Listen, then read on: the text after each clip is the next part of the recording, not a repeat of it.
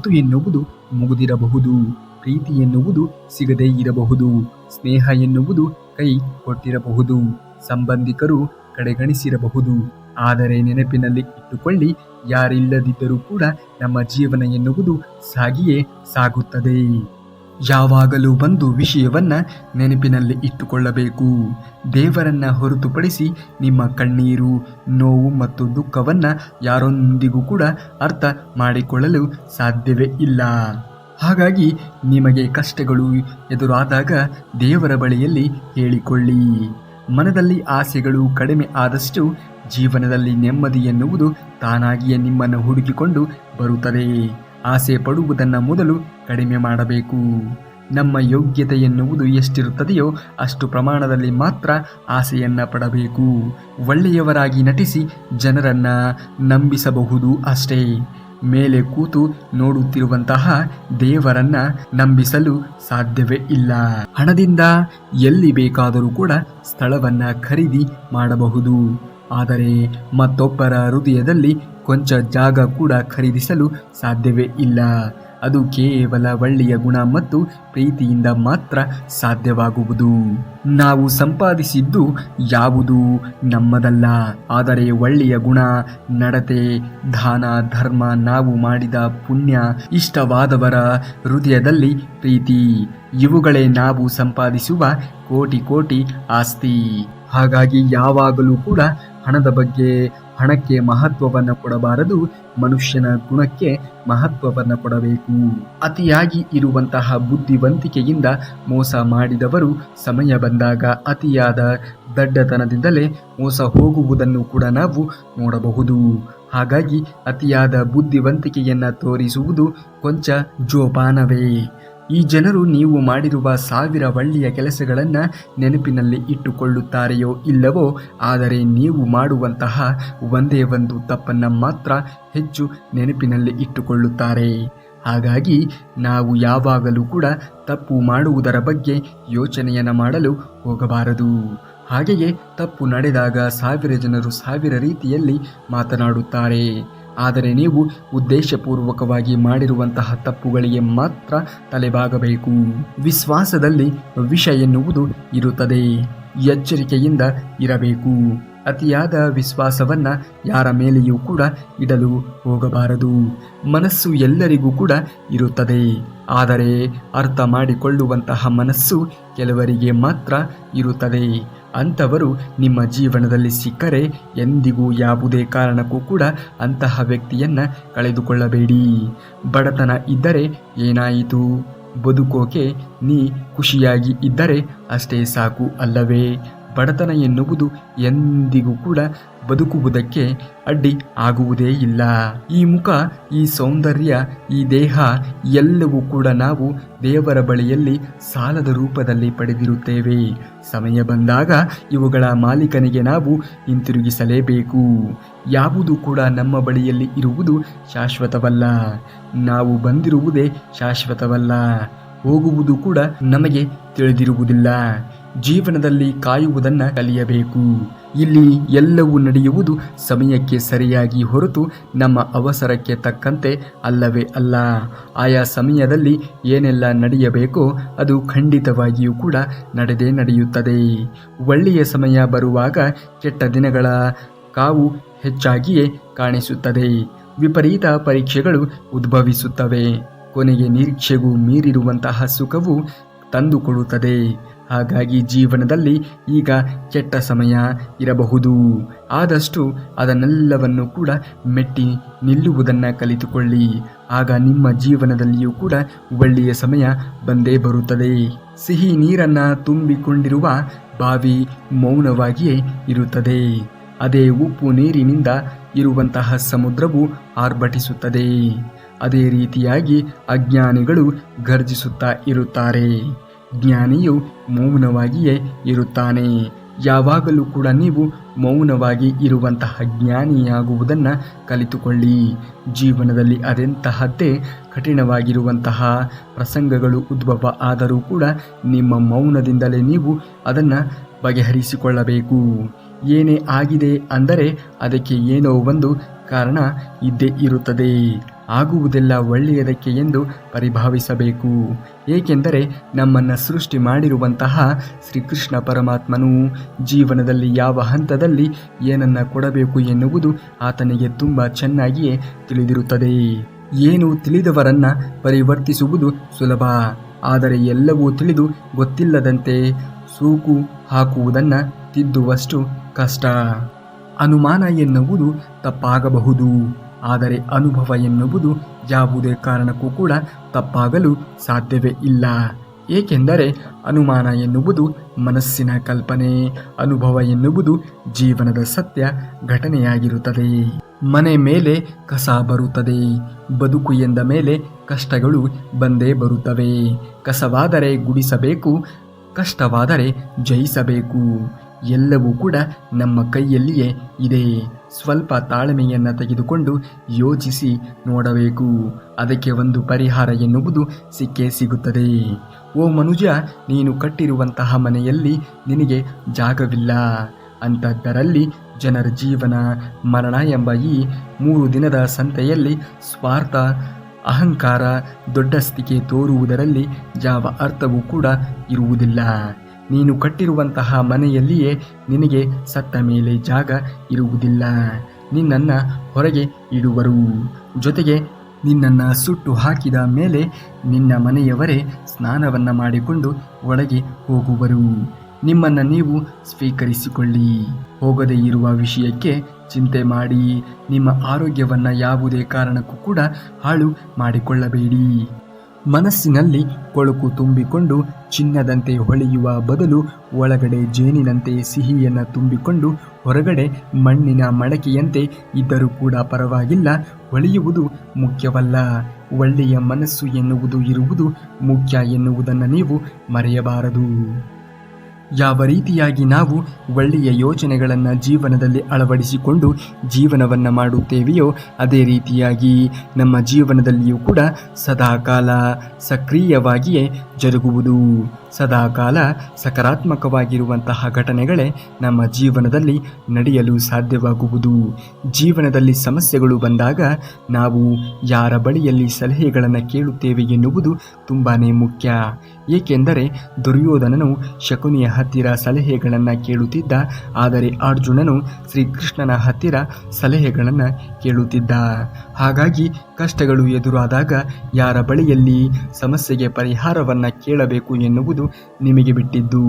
ಯಾವ ವ್ಯಕ್ತಿ ನಿಮ್ಮ ಸಮಸ್ಯೆಗಳಿಗೆ ಸರಿಯಾಗಿ ಸ್ಪಂದಿಸುತ್ತಾನೆಯೋ, ಯಾವ ವ್ಯಕ್ತಿ ಹೇಳುವಂತಹ ಮಾತಿನಲ್ಲಿ ನಿಮ್ಮ ಸಮಸ್ಯೆಗಳು ಬಗೆಹರಿಯುತ್ತವೆ ಎನ್ನುವಂತಹ ಆತ್ಮವಿಶ್ವಾಸ ನಿಮ್ಮಲ್ಲಿ ಇರುತ್ತದೆಯೋ ಅಂಥವರ ಬಳಿಯಲ್ಲಿ ಮಾತ್ರ ಕೇಳಿ. ಒಳ್ಳೆಯವರು, ಇತರರಿಗೆ ಒಳ್ಳೆಯದನ್ನು ಮಾಡುವ ವ್ಯಕ್ತಿಗಳು ಯಾವಾಗಲೂ ಕೂಡ ಕಷ್ಟವನ್ನು ಅನುಭವಿಸಬೇಕಾಗುತ್ತದೆ. ಏಕೆಂದರೆ ಯಾವಾಗಲೂ ಹಣ್ಣನ್ನು ನೀಡುವಂತಹ ಮರಗಳು ಕಲ್ಲಿನ ಒಂದು ಏಟನ್ನು ಸ್ವೀಕರಿಸಬೇಕಾಗುತ್ತದೆ. ಹಾಗಾಗಿ ಈ ಪ್ರಪಂಚದಲ್ಲಿ ಒಳ್ಳೆಯತನಕ್ಕೆ ಬೆಲೆ ಎನ್ನುವುದು ಕೊಂಚ ಕಡಿಮೆಯೇ. ಹಾಗೆಯೇ ಅವರ ಒಳ್ಳೆಯತನದಿಂದಲೇ ಅವರು ಹೆಚ್ಚು ಕೆಟ್ಟವರನ್ನು ಅನುಭವಿಸಬೇಕಾಗುತ್ತದೆ. ಆದರೆ ಮುಂದಿನ ದಿನಗಳಲ್ಲಿ ಒಳ್ಳೆಯವರಿಗೆ ಸದಾ ಒಳ್ಳೆಯದೇ ಆಗುವುದಂತೂ ಖಂಡಿತ. ದೇವರು ಎಲ್ಲವನ್ನೂ ಕೂಡ ಗಮನಿಸುತ್ತಾ ಇರುತ್ತಾನೆ. ಯಾವ ಕಾಲಮಾನದಲ್ಲಿ ನಿಮಗೆ ಏನನ್ನ ನೀಡಬೇಕು ಎನ್ನುವುದು ಆತನಿಗೆ ತುಂಬ ಚೆನ್ನಾಗಿಯೇ ಗೊತ್ತಿರುತ್ತದೆ. ಜೀವನದಲ್ಲಿ ಬರುವಂತಹ ಕೆಟ್ಟ ದಿನಗಳು ಯಾವತ್ತಿಗೂ ಕೂಡ ಶಾಶ್ವತವಲ್ಲ. ಕೆಟ್ಟ ದಿನಗಳಲ್ಲಿ ಧೈರ್ಯವನ್ನು ಕಳೆದುಕೊಳ್ಳಬೇಡ. ಕೆಟ್ಟ ಸಮಯದಲ್ಲಿ ತಾಳ್ಮೆಯನ್ನು ಕಳೆದುಕೊಳ್ಳಬೇಡ. ಸಮಯವೇ ನಿನ್ನ ಜೀವನಕ್ಕೆ ಒಂದು ಒಳ್ಳೆಯ ದಾರಿಯನ್ನು ಕೊಟ್ಟೇ ಕೊಡುತ್ತದೆ. ನಿನ್ನ ಕಷ್ಟದಲ್ಲಿ ಯಾರು ನಿನ್ನ ಕೈ ಬಿಟ್ಟು ಹೋಗಿದ್ದಾರೋ ಅವರೇ ನಿನ್ನ ಶತ್ರುಗಳು. ಅದೇ ಕಷ್ಟದಲ್ಲಿ ಯಾರು ನಿನ್ನ ಕೈ ಹಿಡಿದಿದ್ದಾರೆಯೋ ಅವರೇ ನಿನ್ನ ಮಿತ್ರರು. ನೀವು ನಾಳೆ ಎಲ್ಲಿರುವಿರೋ ನಿಮಗೆ ಗೊತ್ತಿಲ್ಲ, ಆದರೆ ನಿನ್ನನ್ನು ಎಲ್ಲಿ ತಲುಪಿಸಬೇಕು ಎನ್ನುವುದು ಆ ದೇವರಿಗೆ ತಿಳಿದಿದೆ. ಆದ್ದರಿಂದ ದೇವರನ್ನು ನಂಬಿ, ಯಾರನ್ನು ಸುಲಭವಾಗಿ ನಂಬಬೇಡಿ. ಏಕೆಂದರೆ ನಿನ್ನಿಂದಲೇ ಎಲ್ಲವನ್ನ ತಿಳಿದುಕೊಂಡು ನಿನಗೆ ಮೋಸ ಮಾಡುವಂತಹ ಜನರೇ ಪ್ರಸ್ತುತವಾಗಿರುವಂತಹ ಸಮಾಜದಲ್ಲಿ ಹೆಚ್ಚಾಗಿ ಇದ್ದಾರೆ. ನಿನ್ನನ್ನು ಬೇಕಂತಲೇ ಕೆಣಕುವಂತಹ ಕೆಟ್ಟ ವ್ಯಕ್ತಿಗಳಿಗೆ ನಿಮ್ಮ ಉತ್ತರ ಎನ್ನುವುದು ಕೋಪವಲ್ಲ, ಶಾಪವಾಗಿ ಇರಬೇಕು. ಭಗವಂತನಿಗೆ ಸಲ್ಲಿಸಿದಂತಹ ಪೂಜೆ, ಸೇವೆ ಯಾವತ್ತಿಗೂ ಕೂಡ ವ್ಯರ್ಥ ಆಗುವುದಿಲ್ಲ. ಒಂದಲ್ಲ ಒಂದು ರೂಪದಲ್ಲಿ ಅದು ಒಂದು ದಿನ ನಿಮ್ಮನ್ನ ಕಾಪಾಡಿಯೇ ಕಾಪಾಡುತ್ತದೆ. ಇದು ಸತ್ಯ. ಎಲ್ಲದಕ್ಕೂ ಒಂದು ಕಾಲ ಬರಲೇಬೇಕು. ತಾಳ್ಮೆಯಿಂದ ಇರು. ಆಗ ನಿನಗಾದ ಅನ್ಯಾಯಕ್ಕೆಲ್ಲವೂ ಕೂಡ ಉತ್ತರ ಎನ್ನುವುದು ಸಿಕ್ಕೇ ಸಿಗುತ್ತದೆ. ಕಾಲಚಕ್ರ ಎಲ್ಲರಿಗೂ ಕೂಡ ಒಂದೇ. ನಿನ್ನೆದುರು ನಿಂತು ಮಾತನಾಡುವ ಧೈರ್ಯ ಇಲ್ಲದವರೇ ನಿನ್ನ ಬೆನ್ನ ಹಿಂದೆ ಮಾತನಾಡುವುದು. ಅದಕ್ಕೆಲ್ಲ ಹೆದರಬೇಡಿ, ತಲೆಯನ್ನು ಕೂಡ ಕೆಡಿಸಿಕೊಳ್ಳಬೇಡಿ. ನೀನು ಅವಮಾನಗಳ ಬೆಂಕಿಯಲ್ಲಿ ಬೆಂದಷ್ಟು ಗಟ್ಟಿಯಾಗುತ್ತಾ ಹೋಗುವೆ. ಕುಗ್ಗಬೇಡ. ನಿನ್ನ ಮನಸ್ಸು ಕುಗ್ಗಿದರೆ ಮಾತ್ರ ಅವಮಾನಗಳು ನಿನ್ನ ಹೃದಯವನ್ನ ಅಲ್ಲಾಡಿಸಿ ಬಿಡುತ್ತವೆ. ಸಮಯ ಮತ್ತು ಸಲಹೆ ಎಷ್ಟು ಬೇಕೋ ಅಷ್ಟೇ ಕೊಡಬೇಕು. ಅತಿಯಾದರೆ ಸಲಹೆ ಜೊತೆ ನಮ್ಮ ಸಮಯಕ್ಕೂ ಕೂಡ ಬೆಲೆ ಎನ್ನುವುದು ಇರುವುದಿಲ್ಲ. ಹಾಗಾಗಿ ಯಾವುದೂ ಕೂಡ ಅತಿಯಾಗಬಾರದು.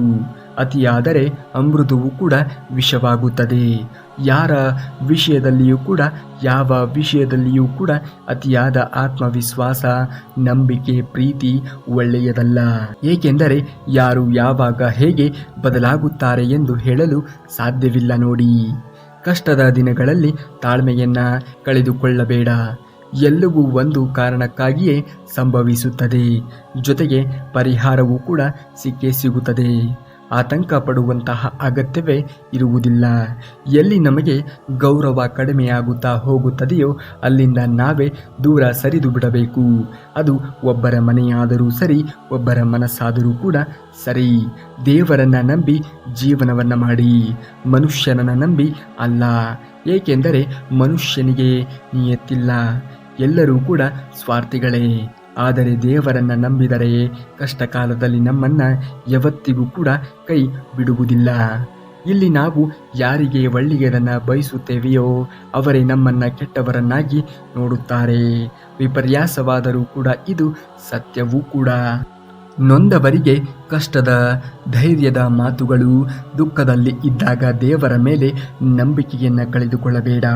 ಏಕೆಂದರೆ ದೇವರು ನಿನ್ನ ಸುಖ ದುಃಖ ಎರಡರಲ್ಲಿಯೂ ಕೂಡ ಇರುತ್ತಾನೆ. ಆದರೆ ದೇವರು ಮನುಷ್ಯರಂತೆಯೇ ಕಷ್ಟ ಬಂದಾಗ ಓಡುವುದಿಲ್ಲ, ಸುಖ ಬಂದಾಗ ಬಂದು ಭಾಗವಹಿಸುವುದಿಲ್ಲ. ನಿನಗೆ ಜೀವನದ ಎಲ್ಲ ಬಾಗಿಲುಗಳು ಮುಚ್ಚಿ ಹೋಗಿ ಭಯ ಎನ್ನುವುದು ಆವರಿಸಿಕೊಂಡಿದೆ ಎನ್ನುವುದಾದರೆ ನನ್ನ ಜೊತೆ ಕೃಷ್ಣ ಪರಮಾತ್ಮ ಇದ್ದಾನೆ ಎಂದು ಅಂದುಕೊಳ್ಳಿ. ಸಮಸ್ಯೆಗಳು ತಾವಾಗಿಯೇ ಪರಿಹಾರವಾಗುತ್ತವೆ. ನಿಮ್ಮ ಆಸೆ ಕನಸುಗಳು ನುಚ್ಚು ನೂರಾದಾಗ ನೀವು ಕೆಳಗೆ ಬೀಳುತ್ತಿದ್ದೀರಿ. ಆದರೆ ನೆನಪಿನಲ್ಲಿ ಇಟ್ಟುಕೊಳ್ಳಿ, ನಿಮ್ಮನ್ನು ಹೀಗೆ ಕೆಳಗೆ ಬೀಳಿಸುವ ಕುತಂತ್ರಗಳು ನಿಮ್ಮ ಬೆನ್ನ ಹಿಂದೆಯೇ ನಡೆದಿರಬಹುದು. ನಿನ್ನ ಮುಂದೆ ಯಾರು ಎಷ್ಟೇ ಹಾರಾಡಲಿ ನೀನು ಮೌನವಾಗಿ ಇರು. ತಾಳ್ಮೆಯನ್ನು ಕಳೆದುಕೊಳ್ಳಬೇಡ. ಅವರ ಹಾರಾಟಕ್ಕೆ ನಿನ್ನ ತಾಳ್ಮೆಗೆ ನಾನು ಉತ್ತರ ಎನ್ನುವುದು ಕೊಟ್ಟೇ ಕೊಡುತ್ತೇನೆ. ನಮ್ಮ ಹೃದಯ ಚೂರಾಗುವುದು ನಾವು ಹೆಚ್ಚು ನಂಬಿದವರಿಂದಲೇ. ಆದರೆ ಚೂರಾದ ಹೃದಯವನ್ನು ಜೋಡಿಸಬೇಕಾಗಿರುವುದು ನಮ್ಮ ನಂಬಿಕೆಯಿಂದ ಮಾತ್ರ ಸಾಧ್ಯವಾಗುವುದು. ಕರ್ಮ ಎನ್ನುವುದು ಹೇಳುತ್ತದೆ, ಅತಿಯಾದ ನಂಬಿಕೆ ಒಳ್ಳೆಯದಲ್ಲ. ನೀನು ಯಾರನ್ನ ಕಣ್ಣು ಮುಚ್ಚಿ ನಂಬಬೇಡ. ಏಕೆಂದರೆ ನೀನು ಕಣ್ಣು ಮುಚ್ಚಿ ಬಿಡುವಷ್ಟರಲ್ಲಿಯೇ ಮೋಸ ಮಾಡುವ ನಂಬಿಕೆ ದ್ರೋಹಿಗಳು ಪ್ರಸ್ತುತವಾಗಿರುವಂತಹ ಈ ಸಮಾಜದಲ್ಲಿ ವಾಸವಿದ್ದಾರೆ ಎಂದು. ಕಷ್ಟಗಳ ಭಾರವನ್ನು ಸಾಧ್ಯವಾದಷ್ಟು ತಡೆದುಕೋ. ಹೆದರಿ ಕುಸಿಯಬೇಡ. ಖಂಡಿತವಾಗಿಯೂ ನಿನಗೂ ಒಂದು ದಿನ ಒಳ್ಳೆಯ ಸಮಯ ಬಂದೇ ಬರುತ್ತದೆ. ನೊಂದವರಿಗೂ ಒಂದು ದಿನ ನಗಲೇಬೇಕಾಗುತ್ತದೆ ಅಲ್ಲವೇ? ಕಾಲ ಒಂದೇ ರೀತಿಯಾಗಿ ಇರುವುದಿಲ್ಲ. ಇಂದು ನಿನ್ನನ್ನು ಕಾಲಿನ ಕೆಳಗೆ ಹಾಕಿ ತುಳಿದವರು ನಾಳೆ ನಿನ್ನೆದುರೇ ಮಂಡಿಯೂರಿ ಕಾಲು ಹಿಡಿಯುವಂತಹ ದಿನವೂ ಕೂಡ ಬರುತ್ತದೆ. ಒಂದು ಕ್ಷಣದಲ್ಲಿ ಭಿಕ್ಷುಕ ರಾಜನಾಗಬಹುದು, ರಾಜನೂ ಕೂಡ ಭಿಕ್ಷುಕನಾಗಬಹುದು. ಅವರವರು ಮಾಡಿರುವಂತಹ ಕರ್ಮ ಅವರಿಗೆ ತಕ್ಕ ರೀತಿಯ ಪ್ರತಿಫಲವನ್ನು ಕೊಟ್ಟೇ ಕೊಡುತ್ತದೆ. ಧರ್ಮವನ್ನು ರಕ್ಷಣೆ ಮಾಡುವುದು ಸ್ವಲ್ಪ ಕಷ್ಟವೇ, ಆದರೆ ಖಂಡಿತವಾಗಿಯೂ ಕೂಡ ಅಸಾಧ್ಯವಲ್ಲ. ನಿನ್ನ ಕೆಲಸವನ್ನು ನೀನು ಮಾಡು. ಕೊನೆಯಲ್ಲಿ ನಿನ್ನ ಜೊತೆಯಲ್ಲಿ ನಾನಿರುತ್ತೇನೆ ಎಂದು ಹೇಳುತ್ತಾನೆ ಶ್ರೀಕೃಷ್ಣ ಪರಮಾತ್ಮ. ಕೆಲವೊಮ್ಮೆ ಕೆಲವೊಂದು ಪರಿಸ್ಥಿತಿಗಳಲ್ಲಿ ಮೌನವಾಗಿ ಇರುವುದರಿಂದಲೇ ಸಮಸ್ಯೆಗಳು ತಾವಾಗಿಯೇ ಪರಿಹಾರವಾಗುತ್ತವೆ. ಹಾಗಾಗಿ ತಾಳ್ಮೆಯಿಂದ ಜೀವನದಲ್ಲಿ ವರ್ತನೆಯನ್ನು ತೋರುವುದನ್ನು ಕಲಿತುಕೊಳ್ಳಬೇಕು. ಭಗವಂತನನ್ನ ಬೇಡಿಕೊಳ್ಳಿ. ಭಗವಂತನಿಂದ ಭಗವಂತನನ್ನೇ ಬೇಡಿಕೊಂಡವರಿಗೆ ಏನು ಬೇಡಿಕೊಳ್ಳುವಂತಹ ಅವಶ್ಯಕತೆಯೇ ಎದುರಾಗುವುದಿಲ್ಲ. ಇನ್ನೊಬ್ಬರ ತುಳಿತಕ್ಕೆ ಸಿಗದೆ ಆಡಿಕೊಳ್ಳುವವರ ಬಾಯಿಗೆ ತುತ್ತಾಗದೆ ಇದುವರೆಗೂ ಕೂಡ ಯಾರು ಬೆಳೆಯಲು ಸಾಧ್ಯವಾಗಿಲ್ಲ. ಮನುಷ್ಯನು ಒಳ್ಳೆಯವನಾಗಿ ಇದ್ದರೂ ಕೂಡ ಮಾತನಾಡುತ್ತಾರೆ, ಕೆಟ್ಟವನಾಗಿ ಇದ್ದರೂ ಕೂಡ ಮಾತನಾಡುತ್ತಾರೆ. ಎಲ್ಲರೂ ಎಲ್ಲರಿಗೂ ಒಳ್ಳೆಯವರಾಗಿ ಇರಲು ಸಾಧ್ಯವೇ ಇಲ್ಲ. ಹಾಗೆಯೇ ಎಲ್ಲರೂ ಎಲ್ಲರಿಗೂ ಕೂಡ ಕೆಟ್ಟವರಾಗಿ ಇರಲು ಸಾಧ್ಯವೇ ಇಲ್ಲ. ಮನುಷ್ಯ ಯಾವತ್ತೂ ಶ್ರೀಗಂಧದ ಮರದ ಹಾಗೆ ಬದುಕಬೇಕು. ಕತ್ತರಿಸಿದ್ದಷ್ಟು ಸುಗಂಧವನ್ನೇ ನೀಡುತ್ತದೆ. ಯಾರು ಎಷ್ಟೇ ಕೀಳಾಗಿ ಕಂಡರೂ ಕೂಡ ಒಳ್ಳೆಯದನ್ನೇ ಬಯಸಬೇಕು. ನಿಮ್ಮ ಒಳ್ಳೆಯತನವನ್ನು ಕಾಪಾಡಲು ಭಗವಂತನು ಸದಾ ನಿಮ್ಮೊಂದಿಗೆ ಇದ್ದೇ ಇರುತ್ತಾನೆ. ನೀವು ಸಂತೋಷವಾಗಿ ಇರಲು ಬಯಸಿದರೆ ಮೊದಲು ನಿಮ್ಮ ಹೃದಯಕ್ಕೆ ನಿರಾಸೆಗಳನ್ನು ಸ್ವೀಕರಿಸುವಂತಹ ಮನಸ್ಥಿತಿಯನ್ನು ಕಲಿಸಿ. ಅದು ನಿಮ್ಮ ಪ್ರೀತಿ ಪಾತ್ರರಿಂದಲೂ ಕೂಡ ಆಗಿರಬಹುದು. ಯೋಚಿಸಿ ನೋಡಿ. ಮನಸ್ಸಿಟ್ಟು ಕಲಿತಿರುವಂತಹ ಅಕ್ಷರ, ಮೈ ಬಗ್ಗಿಸಿ ದುಡಿದು ತಿನ್ನುವಂತಹ ಅನ್ನ, ಕಷ್ಟಪಟ್ಟು ಗಳಿಸಿರುವಂತಹ ಸಂಪಾದನೆ, ಇಷ್ಟದಿಂದ ಮಾಡುವಂತಹ ದೈವಭಕ್ತಿ ಯಾವತ್ತೂ ಯಾರನ್ನೂ ಕೂಡ ಕೈ ಬಿಡುವುದಿಲ್ಲ.